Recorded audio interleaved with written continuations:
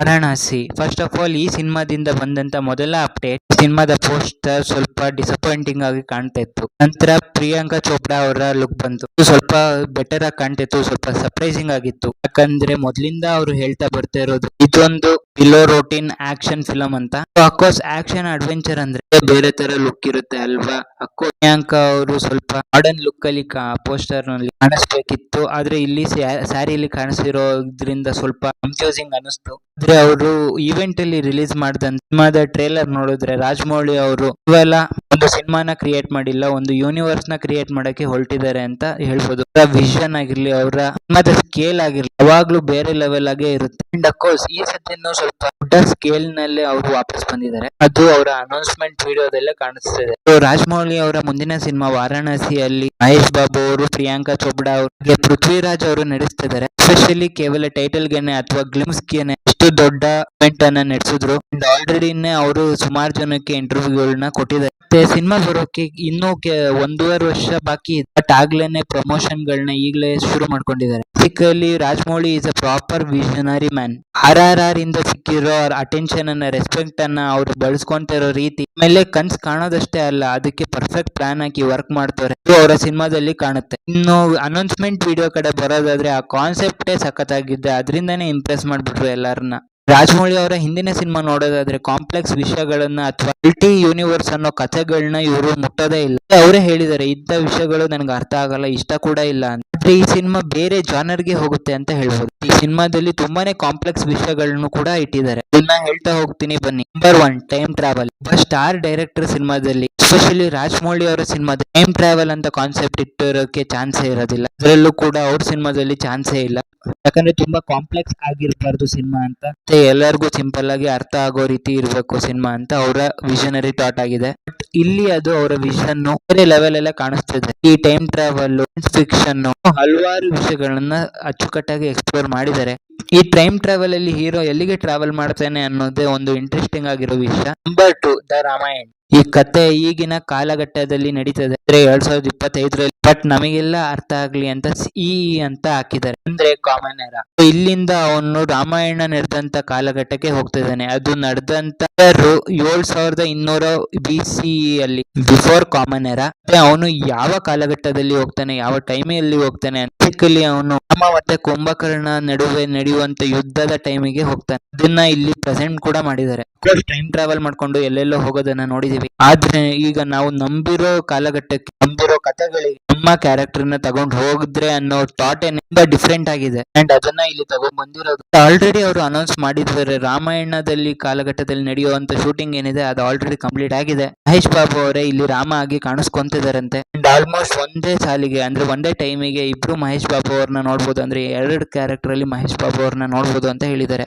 ಈ ಕ್ಯಾರೆಕ್ಟರ್ ರುದ್ರ ಆಗಿ, ಇನ್ನೊಂದು ಶ್ರೀರಾಮ ಆಗಿ. ಆಕ್ಚುಲಿ ಇಲ್ಲಿ ಫ್ರೇಮ್ ನೋಡಿ, ಇಲ್ಲಿ ಹನುಮಂತನ ಬಾಲದ ಮೇಲೆ ಅವರು ಶ್ರೀರಾಮ ಆಗಿ ರಥ ಓಡಿಸ್ಕೊಂಡ್ ಬರ್ತಾ ಇದಾರೆ. ಅಂಡ್ ಹಿಂದ್ಗಡೆ ಪೃಥ್ವಿ ಅವರ ಇಮೇಜ್ ಕೂಡ ಕಾಣುತ್ತೆ, ಅವರ ವೀಲ್ ಚೇರ್ ಜೊತೆಗೆ. ಸೂಪರ್. ಈ ಕತೆ ರಾಮಾಯಣ ಅಥವಾ ಈ ಸ್ಟೋರಿ ಅನ್ನೋದು ಕೆಲವರಿಗೆ ಮೈಥಾಲಜಿ, ಕೆಲವೊಬ್ಬರಿಗೆ ಹಿಸ್ಟ್ರಿ. ಅವುಗಳು ನಡೆದಿರೋ ಟೈಮಿಗೆ ನಾವು ಹೋಗಿ ವಾಪಸ್ ಬರ್ತೀವಿ ಅನ್ನೋದೇ ಒಂದು ಫ್ಯಾಸಿನೇಟಿಂಗ್ ಆಗಿರೋ ವಿಷಯ. ಈವನ್ ಇಲ್ಲಿನ ಸೀಕ್ವೆನ್ಸ್ ಗಳನ್ನ ನೋಡಿ, ಹನುಮಂತನ ಬಾಲ ಆಗಿರ್ಬೋದು, ಅವರ ಲಾರ್ಜರ್ ಲೈಫ್ ಎಕ್ಸಿಕ್ಯೂಷನ್ ಆಗಿರ್ಬೋದು, ಫೈಟಿಂಗ್ ಆಗಿರ್ಬೋದು, ಮತ್ತೆ ಆ ಕುಂಭಕರ್ಣ ಆಕಾರ ಸಖತ್ತಾಗಿ ಎಕ್ಸಿಕ್ಯೂಟ್ ಮಾಡಿದ್ದಾರೆ. ಮತ್ತೆ ಡೀಟೇಲಿಂಗ್ ಕೂಡ ಅಷ್ಟೇ ಸಖತ್ತಾಗಿದೆ. Number 3, science fiction. ನಾನು ಆಗ್ಲೇ ಹೇಳ್ದಾಗೆ ರಾಜಮೌಳಿ ಅವರ ಮೊದಲೇ ಹೇಳಿದ್ದಾರೆ, ನಂಗೆ ಸೈನ್ಸ್ ಫಿಕ್ಷನ್ ಅಥವಾ ಇತರ ಮಲ್ಟಿ ಯೂನಿವರ್ಸ್ ಸಿನಿಮಾಗಳ ಮೇಲೆ ಒಲವಿಲ್ಲ, ಅದನ್ನ ಕ್ರಿಯೇಟ್ ಮಾಡೋದಕ್ಕೂ ಹೋಗೋದಿಲ್ಲ ಅಂತ. ಬಟ್ ಈಗ ಅವರು ಅದನ್ನ ಬಂದಿದ್ದಾರೆ. ಇವಾಗ ಗಮನಿಸಿದ್ರೆ ಇಲ್ಲಿ ಆಸ್ಟ್ರಾಯ್ಡ್ ಒಂದು ಭೂಮಿ ಮೇಲೆ ಬೀಳ್ತಾ ಇದೆ. ಟೈಟಲ್ ಪೋಸ್ಟ್ ಅಲ್ಲೇನೆ ಆಸ್ಟ್ರಾಯ್ಡ್ ಭಾರ್ಗವಿ ಅಂತ ಟೈಟಲ್ ಕೊಟ್ಟಿದ್ದಾರೆ. ಅಂಡ್ ಕೊನೆ ಫ್ರೇಮ್ ನ ನೋಡಿದ್ರೆ ವಾರಣಾಸಿ ಮಣಿಘಾಟ್ ನ ಸ್ಕ್ರೀನ್ ನ ತೋರಿಸಿದ್ದಾರೆ. ಒಂದು ಪೋರ್ಟಲ್ ರೀತಿ ಓಪನ್ ಆಗಿದೆ, ಒಂದು ಸ್ಥಳನೇ ಚೇಂಜ್ ಆಗೋ ರೀತಿ ತೋರಿಸಿದ್ದಾರೆ.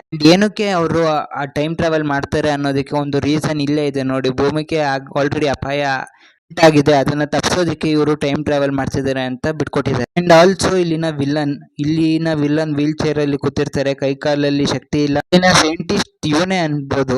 ರೋಬೋಟಿಕ್ ಆರ್ಮ್ ಗಳನ್ನ ನೋಡಿದ್ರೆ ಇವನೇ ಒಂದು ಟೈಮ್ ಟ್ರಾವೆಲ್ ಮಿಷಿನ್ ನ ಪ್ರಿಪೇರ್ ಮಾಡಿರ್ತಾನೆ, ಇದನ್ನ ಕಂಟ್ರೋಲ್ ಮಾಡೋದಕ್ಕೆ ಪವರ್ ನ ಗೇನ್ ಮಾಡೋದಕ್ಕೆ ಅಂತ ಹೇಳ್ಬೋದು. ಇದನ್ನ ತಪ್ಪಿಸೋದಕ್ಕೇನೆ ಮಹೇಶ್ ಬಾಬು ಅವರು ಟೈಮ್ ಟ್ರಾವೆಲ್ ಮಾಡಿದ್ರು ಅಂತ ಹೇಳ್ಬೋದು. Number 4 adventure. ಈ ಆಫ್ರಿಕಾದಲ್ಲಿ ಫಾರಿನ್ ಅಡ್ವೆಂಚರ್ ಇದೆ.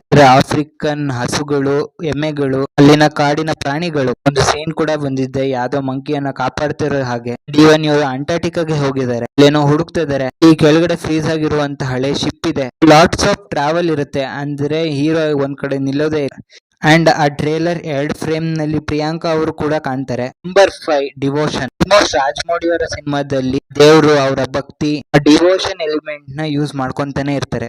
ಈಗ ಅದು ಸ್ಟ್ರೇಟ್ ಆಗಿ 4 ಗ್ರೌಂಡ್ ಗೆ ಬಂದಿದೆ, ಅಂದ್ರೆ ಸಿನಿಮಾ ಪೂರ್ತಿ ಡಿವೋಷನ್ ಅರೌಂಡ್ ರಿವಾಲ್ವ್ ಆಗುತ್ತೆ ಅಂತ ಹೇಳ್ಬೋದು. ಅಂಡ್ ಅಫ್ಕೋರ್ಸ್ ಕತೆ ಸ್ಟಾರ್ಟ್ ಆಗ್ತಿರೋದು ಕೂಡ ವಾರಣಾಸಿಯಲ್ಲಿ 232 ಸೀನ್ ಅಲ್ಲಿ ಹೋಮ ನಡೀತಿರೋ ರೀತಿ ತೋರಿಸಿದಾರೆ ಅಲ್ಲಿ. ಸಿನಿಮಾ ಮೇನ್ ಇವೆಂಟ್ ಆಗ್ತಿರೋದು ಕೂಡ ವಾರಣಾಸಿಯ ಮಣಿಕಂಠದ ಘಾಟ್ ನಲ್ಲಿ. ಅದ್ರ ಜೊತೆಗೆ ಹೀರೋನ ಹೆಸರು ರುದ್ರ.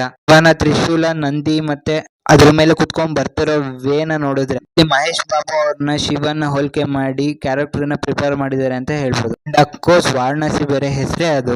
ಇಲ್ಲಿ ಬರ್ತಿರೋ ಆಸ್ಟ್ರಾಯ್ಡ್ ಗೂ ಕೂಡ ಒಂದು ಹೆಸರಿಟ್ಟಿದ್ದಾರೆ, ಅದೇ ಶಾಂಬ ಹೇಳ್ಬೋದು. ಇಲ್ಲಿ ವಿಲನ್ ನ ಕುಂಭಕರ್ಣಂಗೆ ಹೋಲಿಸ್ತಿದ್ದಾರೆ ಅಂತ ಹೇಳ್ಬೋದು. ಮತ್ತೆ ಇಲ್ಲಿ ತೋರಿಸಿರೋ ಪ್ರತಿಯೊಂದು ಫ್ರೇಮಿಗೂ ಒಂದು ಡೀಪರ್ ಮೀನಿಂಗ್ ಮತ್ತೆ ಅವುಗಳು ಕತೆಗೆ ಕನೆಕ್ಟ್ ಆಗುತ್ತೆ ಅಂತಾನೆ ಹೇಳ್ತೀನಿ. ಅಂಡ್ ಅಫ್ಕೋರ್ಸ್ ಭಕ್ತಿ ಅನ್ನೋ ಎಲಿಮೆಂಟ್, ಡಿವೋಷನ್ ಅನ್ನೋ ಎಲಿಮೆಂಟ್ ಸಿನಿಮಾದಲ್ಲಿ ತುಂಬಾನೇ ಜಾಸ್ತಿ ಇದೆ. ಇಷ್ಟೊಂದು ವಿಷಯಗಳನ್ನ ತಗೊಂಡು ಹೋಗ್ತಿದ್ದಾರೆ, ಬರೀ ಥಿಂಕ್ ಮಾಡೋದಕ್ಕೇನೆ ಹೆವಿ ಆಗೋಯ್ತು. ಇದು ಎಕ್ಸಿಕ್ಯೂಟ್ ಹೆಂಗ್ ಮಾಡ್ತಾರೆ, ಅವರ ಕಾನ್ಸೆಪ್ಟ್ ಅನ್ನ ಕನ್ವೆ ಹೇಗ್ ಮಾಡ್ತಾರೆ.